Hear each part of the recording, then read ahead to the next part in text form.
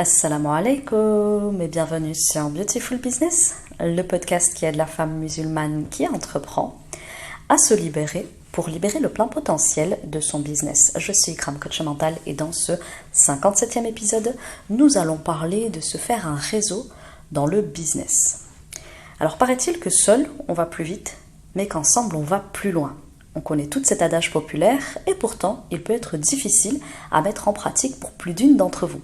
En effet, entre celles qui veulent se faire un réseau mais qui ne savent pas comment s'y prendre, celles dont ça n'est pas forcément le tempérament ou encore celles qui ignorent tout du réseautage, il m'a semblé absolument indispensable d'en faire un épisode de podcast dédié. On commence quasi tout solopreneur et en général on bosse de chez nous. Et on essaye de bien faire et d'obtenir des résultats assez rapidement pour pouvoir en vivre. Mais force est de constater que si quand on est seul, on peut effectivement s'activer sur plein de choses, pour autant, ça n'est pas forcément de la meilleure des manières, ni ce qui permet d'aller le plus loin possible dans le business. Or, il me semble que l'entrepreneuriat est tout de même une course de fond qu'il faut être capable de tenir sur la longueur et la durée. Alors certaines, elles vivent très bien l'isolement, et en fait c'est tout simplement parce que c'est dans leur tempérament, et personnellement ça a longtemps été mon cas, parce que je suis quelqu'un de très solitaire et j'aime avancer seule. Et puis pour d'autres, au contraire, elles vont profondément souffrir de cet isolement, ou bien elles vont avoir de la difficulté à avancer seules dans leur coin. Les profils assez solitaires, en général, ils vont essayer de trouver des réponses par eux-mêmes, et ils vont même s'entêter, n'est-ce pas, à chercher à appliquer des choses qui ne fonctionnent pas, parce qu'en fait, ils n'ont personne justement en face d'eux pour mettre en balance les idées qu'ils peuvent avoir, et du coup, ils vont rester tournés en rond parfois dans certaines stratégies qui ne porteront pas leurs fruits. A l'inverse, quand on est une personne qui a profondément besoin d'être entourée pour être productive, on va se heurter à des problèmes de procrastination, d'éparpillement, et malgré les techniques mises en place pour essayer de se mettre un cadre et une organisation, ça reste très difficile pour vous d'être productive. Bon, qu'on se le dise, se faire tout seul dans le business, ça ne marche pas. Il y a peut-être quelques rares exceptions, mais ça n'est pas aller dans le sens de la nature des choses et des règles qu'Allah a mises en ce monde pour le régir, qu'un être humain avance seul, alors qu'il a été fait un être social qui a vocation à évoluer au sein d'une société. Effectivement, chez nous les musulmans, nous sommes d'ailleurs encouragés dans la jama'a, parce que l'isolement est certes recommandé à certains moments de la journée, notamment pour se demander des comptes. Je vous renvoie à l'épisode de podcast sur remettre en question son business. Néanmoins, il est encouragé de ne pas rester seul. Premièrement, pour éviter de se retrouver tête à tête avec le maudit, qui va nous insuffler les pires idées, et également parce que pour faire société, nous sommes effectivement encouragés à se connecter les uns aux autres, et Allah a surtout fait en sorte que les humains sont tributaires les uns des autres. Et en fait, si ce n'était pas le cas, j'ai envie de vous dire, comment est-ce qu'on ferait pour se marier, pour se vendre, pour faire tourner l'économie, pour veiller les uns sur les autres, ou bien tout simplement pour propager l'islam. Donc, ne serait-ce que parce que l'esprit humain a besoin qu'on lui donne la réplique pour aller chercher des réflexions et d'autres perspectives, eh bien en islam, on nous invite à se consulter entre pieux, et c'est primordial et notamment très très encouragé dans le Coran et à travers la tradition prophétique. Donc c'est un bienfait parce qu'en fait, il a effectivement Allah mis dans l'humain un certain nombre de limites. L'humain a donc besoin d'être entouré, et encore plus dans une affaire aussi importante que celle de son rizq. Donc, ne pas se faire un réseau ou ne pas se faire le bon réseau est un problème quand on a un entrepreneur musulman. Se faire un réseau, c'est une compétence. Nous verrons d'ailleurs que c'est un savoir-être avant même d'être un savoir-faire. Ça s'apprend, et le musulman doit être soucieux d'apprendre à le faire de façon conforme. Alors du coup, ce que ça va changer pour vous d'apprendre à vous faire un réseau, eh bien ça va vous permettre tout simplement d'évoluer dans le business suivant la nature des choses. Ça va vous permettre d'être aussi de ces personnes qui facilitent aux autres, de manière à être à votre tour facilité par Allah subhanahu wa ta'ala. C'est ce que nous dit effectivement le Coran et la Sunna. Comme tu faciliteras aux autres, on te facilitera également. La question à laquelle on va tenter de répondre du coup au détour de cet épisode, eh bien c'est tout simplement comment se faire un réseau en tant qu'entrepreneur musulman. La première chose que nous allons aller voir, bien sûr, c'est la question du mindset. Avec quel état d'esprit on cherche à cultiver un réseau quand on est entrepreneur. Ensuite, on va aller voir l'attitude aussi à développer. Et puis pour terminer, je vous parlerai de mes tips et conseils pour y parvenir plus vite. Bon, on va se parler mindset. Je vous l'ai dit, en tant que musulman, il est recommandé de ne pas trop s'isoler. Effectivement, même si on est encouragé à prendre soin de nos fréquentations et à essayer de s'entourer de la meilleure des manières, nous sommes également encouragés à nous isoler, mais il y a un juste équilibre à aller trouver dans ça. Donc on doit premièrement, en tant que musulman, se méfier de la solitude, surtout dans une affaire aussi importante que le rizq. Effectivement, nous avons, je vais vous citer ici 2 hadiths qui reviennent et qui nous expliquent les dangers de l'isolement, et comme je vous le disais, a fortiori encore plus quand on est entrepreneur et qu'on cherche à gagner sa subsistance dans son coin.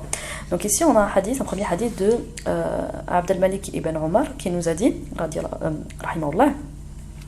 qui nous a rapporté que Jabir ibn Samra nous a dit, Omar ibn al-Khattab s'est adressé aux gens de Al-Jibiyya en leur disant, le messager d'Allah s'est tenu en un lieu identique au lieu où je me tiens, et il a dit, celui d'entre vous qui aimerait la demeure du centre du paradis, qu'il observe la jama'a, car Satan se tient près de la personne isolée et se tient plus éloigné lorsqu'il s'agit de 2 personnes, rapporté par At-Tirmidhi. Donc déjà, quand vous êtes 2, vous évitez de tomber dans les pièges de Satan, le maudit. Ensuite, il y a un second hadith qui va dans ce sens-là aussi. Cette fois-ci, c'est un hadith rapporté par Mu'adh ibn Jabal, qui nous dit que le prophète sallallahu alayhi wa sallam a dit « Satan est un loup pour l'homme, comme le loup pour le troupeau. Il s'empare de la brebis éloignée et écartée du troupeau. Prenez garde au chemin. Il faut vous attacher à la jama'a, à l'ensemble des musulmans et à la mosquée. » Rapporté par Ahmed et Tabarani. Donc, ici, on comprend clairement que Shaitan aime séparer pour mieux diviser la communauté et ainsi nous faire craindre le manque dans notre subsistance pour mieux nous pousser notamment à sortir du cadre qui nous a été prescrit. Donc être entouré notamment de musulmans et de personnes qui partagent votre éthique permet de recevoir sans cesse le rappel du cadre dans lequel nous devons chercher notre subsistance et à y rester au maximum. Donc ça c'est la première raison pour laquelle il faut se faire un réseau en tant que musulman. C'est quelque chose qui m'a fallu comprendre, et alhamdoulilah aujourd'hui que c'est compris, j'essaye de propager ce message au maximum parce qu'on ne peut pas se dire oui mon tempérament moi c'est d'être solitaire et donc je le reste. Non, quand tu es musulman tu tiens compte de ce que te dit Allah subhanahu wa ta'ala, de ce que nous a enseigné son prophète et messager sallallahu alayhi wa sallam, et donc il faut se poser la question de aujourd'hui est-ce que je ne suis pas trop isolé justement. Et la seconde chose sur laquelle je voulais vous amener, c'est un temps pour la jama'a, un temps pour l'isolement. Donc ça, je vous en ai parlé aussi dans l'épisode de podcast sur remettre en question son business. Donc je ne vais pas m'y attarder, mais juste en tant que musulmans, nous devons être équilibrés dans un juste milieu entre l'isolement et le moment où nous réseautons.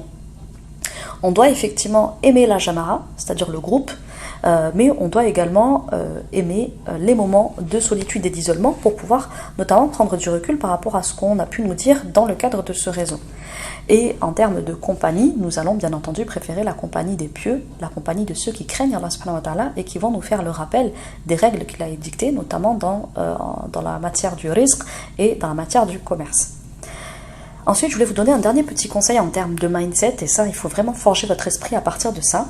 Ça n'est pas parce qu'on se forge un réseau, je vais y arriver, qu'on doit absolument tout prendre du réseau. Je vous l'ai dit, les êtres humains, Allah a fait qu'ils sont tributaires les uns des autres, d'accord ? Donc ils dépendent les uns des autres pour faire société et ça fait partie des règles naturelles qu'il a mis pour régir ce monde. Donc on ne va pas aller à l'encontre des règles de ce bas monde, on va essayer d'aller dans le sens de ces règles-là pour bénéficier de ce qu'Allah a mis dans cette vie. Néanmoins, nous sommes tributaires les uns des autres que de manière relative. Nous ne sommes dans l'absolu, tributaires que dans Allah subhanahu wa ta'ala. Donc, il faut apprendre à développer l'indépendance aussi vis-à-vis du réseau. On ne dépend dans l'absolu que d'Allah. Donc, développer cette flexibilité en tant qu'entrepreneur, il vous la faut dans tous les cas, mais encore plus quand vous commencez à réseauter. Voilà, on ne prend pas pour argent comptant tout ce qui nous est dit dans le réseau, surtout quand ce réseau ne partage pas forcément notre éthique. C'est pour ça que moi je vous conseille de plutôt vous entourer d'un réseau musulman qui partage votre éthique et qui craint Allah. Et ensuite, on apprend à prendre aussi du recul et de la hauteur par rapport à ce qu'on peut nous dire à l'intérieur de ce réseau.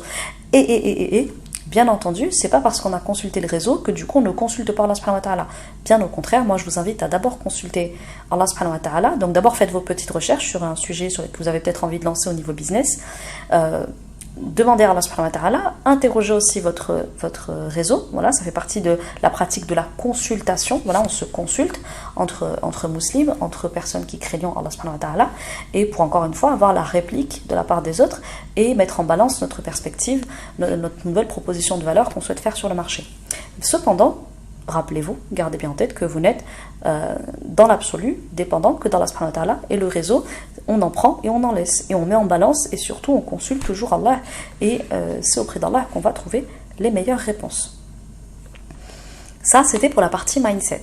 Donc on en retient qu'on se méfie de la solitude dans le business, on prend toujours un temps pour la jamara, mais aussi un temps pour l'isolement, et puis pour terminer, on apprend à être indépendant du réseau, c'est absolument essentiel, parce que le réseau c'est bien, mais il ne faut pas non plus se laisser complètement porter par le réseau, et surtout au détriment de la vie d'Allah subhanahu wa ta'ala, et c'est ce que nous recherchons à travers la consultation, notamment la prière de la consultation, ou bien la dua d'al-istikhara.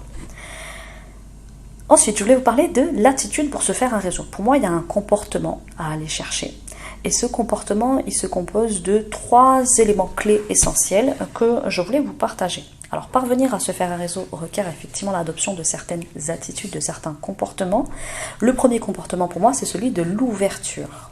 Se faire un réseau, ça consiste notamment, vous le savez, en pratique, c'est se rendre à des séminaires business, c'est networker, c'est faire du coworking, bref, c'est créer des occasions de se rencontrer avec d'autres entrepreneurs. Il peut s'agir de cafés virtuels, il peut s'agir de, encore une fois, de webinars, il peut se passer tout un tas de choses en ligne ou en physique qui vont permettre d'aller à la rencontre d'autres entrepreneurs. L'attitude que vous devez adopter quand vous allez à la rencontre, moi je vous propose l'ouverture. L'ouverture, c'est quoi? C'est s'intéresser aux gens. Mais genre vraiment, intéressez-vous vraiment aux gens quand vous allez dans ce type d'événement. Ouvrez-vous à eux. Partagez-leur un bout de vous. Vous n'êtes pas obligé de tout donner, de tout dire, mais donnez un petit peu de votre personne. N'y allez pas juste avec l'intention de prendre d'eux sans jamais offrir un peu de vous. Il faut y aller aussi avec beaucoup de sincérité dans sa démarche. Ouais, je sais, ça peut être tentant pareil aussi quand on va dans cette démarche-là de se faire un réseau, et donc on sait qu'on va y trouver son intérêt, les autres aussi vont certainement y trouver de l'intérêt à faire du réseautage avec vous, même si vous avez la sensation qu'en démarrant vous n'avez pas grand-chose à apporter aux autres, croyez-le ou non, nous avons tous des richesses et des intelligences que nous pouvons mettre à disposition des autres, donc même si vous avez l'impression qu'aujourd'hui vous ne valez rien entre guillemets, que vous n'avez rien à apporter au business game, en réalité, des fois, il suffit d'une conversation et vous allez débloquer un truc chez un entrepreneur, vous allez lui suggérer une nouvelle idée, vous allez lui proposer une nouvelle manière d'aborder son business, et surtout pour les plus avancés, des fois on est tellement déconnecté de la réalité parce que ça fait trop longtemps qu'on joue ce business game qu'on en a oublié certains fondamentaux que les débutants peuvent nous rappeler. Donc n'allez pas vous dire oui, moi j'ai tout à prendre et donc du coup je me mets un peu en position de séduction et du coup j'embellis un peu mon personnage et ma personnalité. Non, allez-y en étant sincère dans votre démarche, en ayant la volonté d'apporter et de recevoir aussi. Soyez également proactive. On ne se rend pas juste à un séminaire, à un café virtuel, etc. en se disant voilà, j'ai fait mon devoir, je viens et puis je laisse les autres venir à ma rencontre. Non, on est proactif quand on est musulman, on engage la conversation, on s'intéresse aux gens, on n'est pas passif en tout cas. Plus on va prendre sa place au sein de ce réseau, plus on va pouvoir en tirer profit. Voilà, le simple fait de se rendre à un séminaire, c'est pas ce qui va vous enrichir. Ça peut être bien, ça peut vous apporter des choses, mais avoir une attitude proactive, ça participe de cette position d'ouverture dont je vous parlais pour faciliter l'accès à un nouveau réseau, un réseau en tout cas entrepreneurial. La deuxième chose dont je voulais vous parler, c'est la sélection. Oui, quand on va pour réseauter, non seulement on y va en position d'ouverture, mais on y va aussi avec des critères. C'est pas parce que vous débutez encore une fois ou que vous avez tout un réseau à bâtir, parce que à ce jour vous êtes peut-être avancé mais vous n'avez jamais pris le soin de développer un réseau, comme moi pendant longtemps dans le business, c'est pas forcément quelque chose qui était prioritaire pour moi parce que comme je vous le disais, je suis quelqu'un qui avance plutôt bien seul, mais le fait de vouloir à tout prix vous constituer un réseau ne doit pas vous faire renoncer à des critères. De la même manière qu'on a des critères quand on choisit ses amis, on a des critères quand on choisit ses collaborateurs, on a également des critères quand on choisit son partenaire de vie, eh bien on en a d'autant plus quand il s'agit des personnes dont on va s'entourer sur le plan de l'entrepreneuriat, parce qu'on peut mettre en danger son risque, donc on est sélective. Voilà. C'est pas parce que effectivement je débute que je vais prendre tout le monde et n'importe qui comme entourage pro et finalement avoir des discours qui vont peut-être m'éloigner de ce à quoi je suis appelée en tant qu'entrepreneur musulman. Donc le piège, c'est de vouloir se faire un réseau à tout prix au détriment de la qualité. Toujours, vous le savez, c'est la qualité d'abord avant même la quantité. Donc soyez curieuse, soyez ouverte, mais n'en demeurez pas moins observatrice. Vous n'avez pas besoin d'avoir absolument tout le monde dans votre réseau. Allah peut vous donner encore une fois la réussite avec ou sans réseau, et soyez convaincus qu'il va vous amener la bonne personne si seulement vous lui en faites la demande, et si vous vous mettez d'accord avec vous-même sur qu'est-ce qui est ok pour moi, quel type de personne je suis ok, avec lesquelles je suis ok de réseauter, de connecter pour derrière s'entraider et naviguer vers la réussite entrepreneuriale avec quand même une certaine éthique. Donc moi ce que je vous propose c'est d'être sélective non seulement à partir de vos critères personnels, mais je vous encourage aussi à aller vers des personnes qui sont plutôt saines, qui vous semblent plutôt équilibrées et également éthiques. Voilà. Pour moi, ça, c'est des critères de sélection de base et il faut les avoir et ne pas renoncer à ces critères de sélection parce qu'on démarre, encore une fois, ou parce qu'on se dit, voilà, la réussite avant tout et puis les critères, on verra plus tard quand j'aurai suffisamment avancé mes pions dans le business. Non, c'est pas comme ça que ça marche. D'ailleurs, justement, c'est le troisième point dont je voulais vous parler, c'est l'alignement. Donc premièrement, quand on veut se faire un réseau, l'attitude à adopter c'est l'ouverture. La deuxième chose c'est être quelqu'un de sélectif, voilà, dans le choix de son réseau. Et puis troisièmement, je vous propose l'alignement. L'être humain, il est fait de valeurs, il est fait de besoins, il est fait d'émotions et il a besoin d'être en phase avec ce qu'il fait, ce qu'il dit et qui il est. Quand ça n'est pas le cas, il vit ce qu'on appelle une espèce de dissonance, un décalage intérieur qui peut créer beaucoup de dégâts dans son business. Voilà, quand vous n'êtes pas aligné, sachez-le que vous allez le payer et en général le prix fort. Donc l'alignement, c'est une attitude que je vous propose, c'est d'être aligné avec nos valeurs. Voilà, en islam, nous avons des valeurs, nous avons une éthique, voilà, qui est commune à tous les musulmans. Ne vous asseyez pas sur nos valeurs. Dites-le quand vous n'êtes pas d'accord avec le réseau. Tout le monde d'ailleurs ne peut pas partager toutes nos valeurs, d'accord, parce qu'il y a les valeurs que l'islam prône et puis il y a celles qui nous sensibilisent le plus et on n'a pas la même ordre de priorité dans nos valeurs parce qu'on n'a pas le même vécu, on n'a pas la même expérience de l'entrepreneuriat ou de la vie et donc il y a certaines choses qui pour nous vont passer avant d'autres. Et ça ne veut pas dire que les valeurs des autres ne sont pas valables, surtout que si ce sont des valeurs tirées de notre dîne, mais il y a des choses auxquelles, suivant la sensibilité de chacun, on n'a pas les mêmes priorités. Et donc ici, il faut se dire que je me bâtis un entourage avec lequel je partage un socle de valeurs en commun. Parce que s'il n'y a pas ce socle de valeurs en commun, encore une fois, je vais devoir me travestir dans ma personnalité, je vais devoir être quelqu'un que je ne suis pas, accepter de discuter avec une personne qui ne valide pas ne coche pas les cases de mes valeurs de base. Comment est-ce que je peux me sentir bien dans cette relation, me sentir enrichi de cette relation et enrichir l'autre de la relation, sachant que je ne suis pas alignée dans cette relation. Donc moi, ce que je vous encourage, c'est à rechercher des valeurs, un socle de valeurs communes, mais également des valeurs complémentaires. Voilà, peut-être que pour vous aujourd'hui, ce qui compte beaucoup, c'est la transparence, c'est l'honnêteté, c'est la fidélité. Peut-être que ça serait pas mal aussi d'avoir dans votre entourage des personnes qui sont dans l'empathie, qui sont dans l'échange, qui sont dans le don, etc. Bref, qui valorisent d'autres choses en fait, qui peuvent venir ajouter à vos valeurs qui sont peut-être très portées sur des choses qui sont encore une fois en lien avec votre vécu et personnellement en tout cas je sais là où j'ai besoin d'être entourée pour ma part. Voilà, à force de se connaître, ce qu'on y gagne c'est qu'on sait de quel type de personne on a besoin d'être entouré et moi je sais que j'ai besoin par exemple en tant que personne qui a beaucoup de raisonnement sur la base de la logique etc, j'essaie d'avoir des personnes qui valorisent beaucoup l'humain et qui mettent beaucoup l'humain au centre de leurs préoccupations et qui ont donc ça dans leurs valeurs hautes. Donc n'hésitez pas à avoir ça et puis surtout ce qu'il vous faut avoir c'est des valeurs sur lesquelles ça va être rédhibitoire, ça va être éliminatoire. Donnez toujours la chance aux gens, voilà, de vous montrer ce qu'ils peuvent vous apporter et vous inversement aussi de leur apporter des choses et de porter très haut vos valeurs auprès d'eux.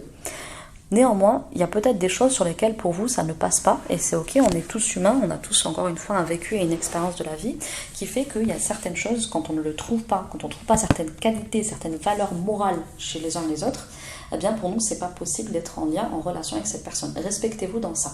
Peut-être qu'il y a quelque chose à guérir, peut-être qu'il y a quelque chose à soigner, mais aujourd'hui la personne que vous êtes, elle ne peut peut-être pas accepter que parmi les valeurs les plus hautes de ce groupe, de ce réseau professionnel, il n'y ait pas la transparence. Si pour vous ça vient trop vous heurter ou vous chercher, ben ce réseau n'est peut-être pas le bon pour vous. Cette personne avec laquelle vous cherchez à connecter, à faire du lien, peut-être que ça n'est pas la personne de qui vous avez besoin d'être entouré aujourd'hui parce que ça vous challenge trop, ça challenge trop vos valeurs. Et je peux vous le dire, c'est rare en tout cas d'arriver à être productif au sein de ce réseau quand on ne se sent pas respecté dans une valeur de base, dans une valeur fondamentale. Donc, encore une fois, faites confiance à Allah subhanahu wa ta'ala pour vous ramener les bonnes personnes en lui demandant justement de vous les ramener. C'est lui qui va vous les ramener, mais encore faut-il que vous lui en fassiez la demande. Ça commence par là quand même, avoir un bon réseau. Donc voilà. L'autre chose dont je voulais vous parler pour terminer, c'est mes petits tips. Mes petits tips, moi concrètement, comment est-ce que je m'y prends depuis que je suis dans une dynamique de me faire un réseau. Alors, pour moi, il y a 2 qualités quand même qui sont essentielles, et puis je vous parlerai d'un troisième petit point qui est pour moi aussi tout aussi important. Les 2 qualités essentielles à faire valoir quand on veut se constituer un petit réseau, c'est la première chose, c'est d'être quelqu'un qui est dans le don. Ouais, on en parle souvent en matière d'argent, mais en fait ça marche absolument partout. On dit que pour recevoir de l'argent, il faut être quelqu'un qui est capable de donner de l'argent. Voilà. Et d'ailleurs c'est comme ça que ça marche dans notre dîne, hein. On doit faire preuve de largesse et ensuite Allah nous augmente. Donc aujourd'hui j'ai envie de vous dire, ok, vous avez la prétention, l'ambition de vous développer un réseau. Qu'avez-vous à apporter à un réseau? Donnez au réseau des encouragements, des compliments, de la valeur, du soutien au travail qui est fait par les uns et les autres qui composent ce réseau. En fait, faites juste profiter les autres de votre expertise, de vos conseils, de votre expérience de la vie, sans nécessairement attendre un retour.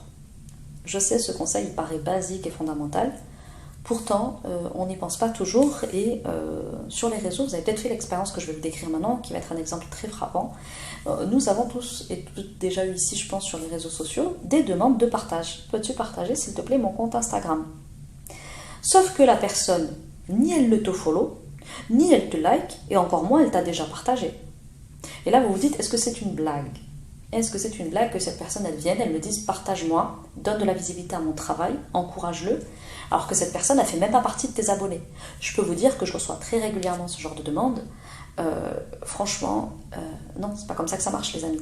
Si tu as envie qu'on te partage, déjà commence par me follow, like peut-être quelques-uns de mes contenus, et fais-le de façon sincère, pas de façon uniquement intéressée. Intéresse-toi vraiment à mon travail, like-le vraiment, encourage-le vraiment. D'ailleurs, je vous conseille, si vous avez l'envie de demander un partage à qui que ce soit, demandez-le aux personnes dont vous admirez le travail, dont vous aimez la communauté, dont vous aimez ce qu'elle fait, dont ce qu'elle fait a du sens pour vous, etc. etc. N'allez pas voir des personnes qui n'ont rien à voir avec votre éthique, parce que peut-être qu'elles ont, enfin en tout cas elles risquent d'avoir une communauté qui a tout à voir avec leur éthique qui n'est pas la vôtre, quoi. Voilà, pour pas dire que leur éthique n'est pas valable. Bref. Donc ça c'est une aberration, je pense qu'on a tous déjà vécu au moins une fois, qu'on ne comprend pas, qui pour nous est dénué de logique, mais en fait les gens quand ils démarrent, voilà, ils ont un compte avec 100 followers, 200 followers, et ils se disent je vais envoyer des demandes un petit peu partout, et puis en espérant que ça le fasse. Alors certaines elles sont plus habiles que d'autres, elles vont embellir un petit peu le message en disant salam alaikum, ton travail est super, est-ce que tu peux me partager? Mais tu vois qu'elle t'a jamais liké, tu vois qu'elle t'a jamais partagé, tu vois qu'elle te follow pas, là tu te dis ok, comment elle peut dire qu'il est super, enfin, elle a pas soutenu mon travail. Et puis il y en a d'autres, elles viennent, c'est un message copier-coller, ceux-là c'est les pires, quoi. Tu te dis non mais grosse blague, encore une fois. Donc moi, une phrase que vous devez retenir là, de ce que je viens de vous dire, c'est donner active la réception. C'est une règle mathématique. Dès que je donne, je reçois. Et en plus, Allah, il décuple la réception, il décuple ce qu'il va donner à celui qui a été capable de donner en premier. Donc on donne et on va activer ainsi la capacité de recevoir. On va activer en tout cas la possibilité de se faire donner aussi par les autres. Donc voilà, c'est quelque chose d'assez fondamental, c'est être quelqu'un qui est dans le don. Dans le don sans attendre un retour, bien entendu, ça c'est la bienséance en islam, on donne sans forcément, voilà, la main droite elle sait, la main gauche elle ne sait pas ce que tu as donné, et si ça revient, bismillah, si ça ne revient pas de cette personne, ça reviendra dans le subhanahu wa ta'ala sous une forme ou sous une autre. Recevoir. Alors, la deuxième chose, effectivement, c'est la réception. Donc, pour se faire un réseau, il ne s'agit pas juste d'être capable de donner, et de commencer par donner, mais il s'agit aussi d'avoir la capacité de recevoir. Il y a des gens, ça ne les dérange pas d'être dans un réseau, mais ils n'acceptent pas de recevoir de ce réseau. Donc en fait, comme je vous disais, c'est les deux pendants d'une même pièce, en fait, c'est le pile ou face d'une même pièce, c'est-à-dire que si vous voulez faire un réseau aujourd'hui, apprenez non seulement à être une personne qui donne, sans forcément qu'on lui demande, et qui prend les devants pour donner, mais également être une personne qui est en capacité de recevoir de ce réseau, parce que acceptez aussi que cette personne elle puisse vous faire l'aumône de son savoir, de sa connaissance, de sa compétence, pour qu'elle, Inch'Allah, Allah l'augmente aussi, d'accord? Donc ne serait-ce que par cet égard-là. Donc acceptez de recevoir. Là, il y a une petite phrase aussi que j'avais envie de vous donner, que je peux répéter certaines fois à mes élèves, n'est-ce pas? Le fait de recevoir ne diminue en rien votre mérite et encore moins votre talent. Cette phrase aujourd'hui, si je peux la dire avec autant de force et de conviction, c'est parce que ça a été mon cas pendant longtemps. Et là, je vais vous décrire 2 cas. À vous de voir dans lequel vous vous trouvez. Mais en général, vous êtes dans l'un ou dans l'autre de ces 2 cas quand vous avez du mal à recevoir. Et ces règles-là, encore une fois, je vous l'ai dit, ça marche pour le réseau, ça marche aussi pour l'argent. Donc dans l'argent, il faut donner avant de recevoir et il faut également être capable de recevoir. Si on bloque l'un ou l'autre des 2 canaux, malheureusement, on ne fait pas d'argent, ou en tout cas, on n'en fait que très peu et c'est pareil pour le réseau. Donc, accepter de recevoir, ça ne diminue en rien ni votre mérite, ni votre talent. Et recevoir, c'est de l'humilité. Contrairement à ce qu'on peut penser, on a tendance à penser, surtout quand on est une personne qui a plus de facilité à donner qu'à recevoir, on a tendance à penser qu'être humble, c'est plutôt de donner. L'humilité se retrouve plutôt dans le fait de donner. Ben non. Recevoir, accepter de recevoir, c'est aussi faire preuve de vulnérabilité et d'humilité. C'est quelque chose qui est de nature à nous élever. Donc ici, je vais vous décrire 2 cas. Le premier cas, assez classique, c'est celles qui ont l'habitude de donner et qui donc ont du mal à recevoir. Ici, il peut se cacher un ego derrière qui a vécu notamment de la culpabilité ou de la honte. J'y reviens pas, j'en ai parlé assez récemment dans un épisode de podcast. On était sur quel sujet ? Je sais plus, c'est dans les 3 derniers là, je vous laisse voir, donc là on a l'épisode 57, ça doit être 3-4 épisodes avant, voilà, j'en ai déjà parlé donc je vais pas y revenir, mais voilà, quand on est une personne qui a souvent été humiliée, qui a souvent ressenti de la honte, on a tendance à beaucoup donner, parce que du coup le fait de donner va nourrir un certain sentiment de fierté qui vient remplacer justement les échos qu'on peut avoir aux hontes vécues dans le passé, et ça vient aussi réparer la culpabilité qu'on peut avoir. Donc ça, c'est le premier cas. C'est celles qui ont l'habitude de donner. Le second cas, c'est les personnes qui font de la réussite une histoire personnelle. Ouais, alors là je vais m'expliquer un petit peu parce que peut-être que c'est pas tout à fait clair pour vous, mais les personnes qui ont décidé que la réussite c'était une histoire, c'était une affaire personnelle, c'était une revanche personnelle, elles vont avoir du mal à accepter de recevoir. En fait, ici, il y a pareil de l'ego. Parce qu'en fait, ils mettent un point d'honneur à réussir et à réussir par eux-mêmes et par leurs propres moyens. Alors que le but de réussir dans l'entrepreneuriat, c'est une affaire d'humanité. Ça ne vous concerne pas que vous. Allah a confié aux hommes la gestion et l'administration de la terre. Et chacun doit l'administrer suivant le talent dont il a été gratifié par Allah subhanahu wa ta'ala lui-même. Donc ça ne concerne pas que vous de réussir, mais tous les êtres humains avec lesquels vous êtes co-gestionnaires et co-responsable de la terre. Donc laissez les autres vous aider à réussir avec le talent qui est le vôtre, avec les facilités qui sont les vôtres, avec l'intelligence qui est la vôtre, parce qu'encore une fois, Allah a fait qu'on ne réussit que non seulement dans les moments d'isolement, mais aussi dans la jama'a, et donc il faut laisser les autres contribuer à votre super pouvoir, à votre super don, à votre super talent, pour le faire rayonner encore plus vite, encore plus loin, encore plus fort, et qu'il puisse profiter à un maximum de personnes, d'humains sur cette terre. Voilà, ça c'était les 2 types de personnes que nous avons en coaching. Je vous laisse aller regarder dans quel cas vous êtes. Dans tous les cas, ici, il y a un travail d'humilité à faire. Pour terminer, je vais vous parler de trier. Alors, trier, je vous en ai parlé un petit peu avec la notion d'être sélective, mais ici, je vais vous venir tempérer en fait ce que je vous ai dit. Se faire un réseau, ça marche beaucoup à partir de je donne, et c'est là que je vais pouvoir recevoir, que ce soit par ces personnes ou bien par d'autres, même si les gens ne me rendent pas, Allah me rend. Ça, je dois en être convaincue. Ensuite, je dois accepter de recevoir, et ça demande beaucoup de vulnérabilité, d'humilité, spirituellement parlant, c'est de l'humilité que d'accepter qu'on me donne. Voilà, parce qu'il y a des gens qui ont un ego là-dessus, qui ne veulent pas recevoir pour X ou Y raison, notamment les 2 cas que je vous ai donnés. Maintenant, il faut savoir trier. Que ce soit le fait de donner ou bien de recevoir, c'est une science. Ouais, je sais, je suis tombée de ma chaise aussi quand je l'ai appris, parce que moi qui admirais beaucoup les gens qui donnaient énormément autour de moi, je pouvais me juger notamment d'égoïste. Voilà, me dire voilà, je me fais passer parfois avant les autres, c'est pas sympa. Je connais des gens qui eux voilà, ils donnent tout pour les autres et puis eux ils se font passer en dernier. Waouh, quel niveau, machallah, d'ascétisme, d'empathie, de bienfaisance, bref, voilà, tout ce que vous connaissez bien, et peut-être que vous avez également les mêmes jugements sur vous-même et sur les autres, sur ceux la capacité à donner particulièrement. Non. Sachez que donner, c'est effectivement un ilm. Ça s'apprend, c'est un adab, un comportement à aller rechercher en islam. En islam, on ne donne pas n'importe comment, on ne donne pas à n'importe qui, on ne donne pas dans n'importe quelle proportion. Recevoir, c'est pareil. Donc, faites le tri pour ne pas donner ou recevoir ce qui va vous nuire. Ouais, vous avez très bien entendu. Parfois, on donne et en fait, on ne se rend pas compte qu'on s'est ramassé un tas d'histoires et que finalement, on aurait peut-être mieux fait de ne pas donner. Oui, parce que c'est une science de savoir donner. On ne donne pas n'importe comment, à n'importe qui et de n'importe quelle manière. Il y a des règles dans le fait de donner. Je vous renvoie au Coran Karim et à la Sunna. Je ne vais pas approfondir ça dans cet épisode. Peut-être que je vous en reparlerai si vous m'en faites la demande. Mais voilà, ça je l'ai appris, ça m'a mis une bonne claque et ça m'a réveillée. Alhamdoulilah. Ensuite, le fait de recevoir. Pareil, des fois vous acceptez les conseils, vous acceptez l'expertise de l'autre, vous acceptez des facilités qu'on va vous proposer ici et là. Et en fait, finalement, ça finit par vous nuire. Donc, vous pouvez donner et vous nuire, vous pouvez recevoir et vous nuire au moment où vous acceptez de recevoir. Donc, ici, pareil, je vais vous donner 2 situations que nous avons beaucoup en coaching. C'est par exemple le cas de la sauveuse, celle qui donne en excès, celle qui donne alors que ça n'est pas ok, celle qui donne alors que c'est au-delà de sa capacité, c'est au-delà de la situation qu'elle vit actuellement, c'est au-delà de ses valeurs. Là, je vous invite à aller écouter l'épisode de podcast qui est dédié. Les sauveuses, je vous ai parlé dans un épisode bien complet avec des exercices. Allez l'écouter si vous ne le connaissez pas déjà. Ou en tout cas, si vous voyez que vous êtes un peu sauveuse sur les bords encore et toujours, allez retravailler au niveau de cet épisode. Donc ici, c'est les personnes qui vont donner et se mettre par là en mauvaise posture.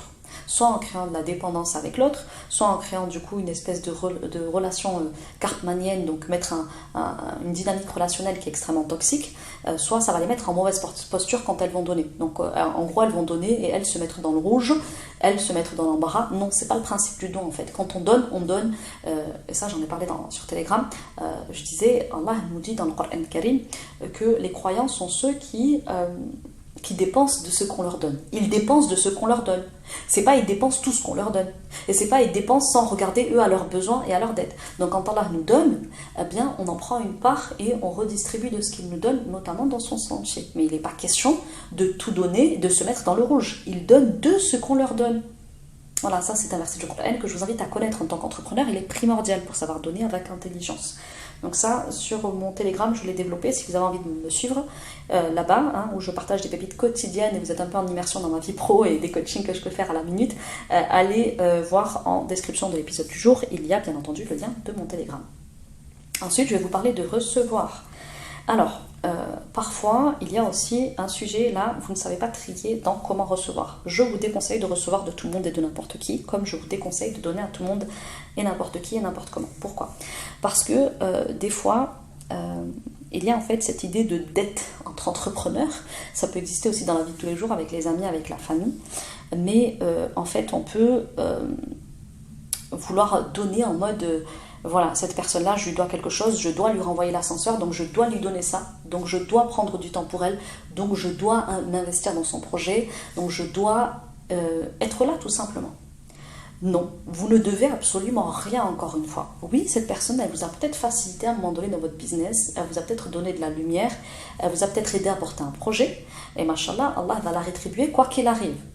Vous pouvez la rétribuer à hauteur de ce qui vous est possible. Et le but, encore une fois, c'est de ne pas se mettre dans une situation indélicate et ne pas se dire, voilà, là, je prends le conseil de cette personne parce que cette personne, ça va la blesser si j'applique pas son conseil, ça va la blesser si j'accepte pas son aide, ceci, ça, bref, tout un tas de choses qui n'a pas lieu d'être pensées, voilà. Mais en tant qu'être humain, encore une fois, parfois, on s'y prend mal dans nos manières de raisonner et de penser les situations. N'allez pas recevoir quelque chose qui va vous exploser en pleine face.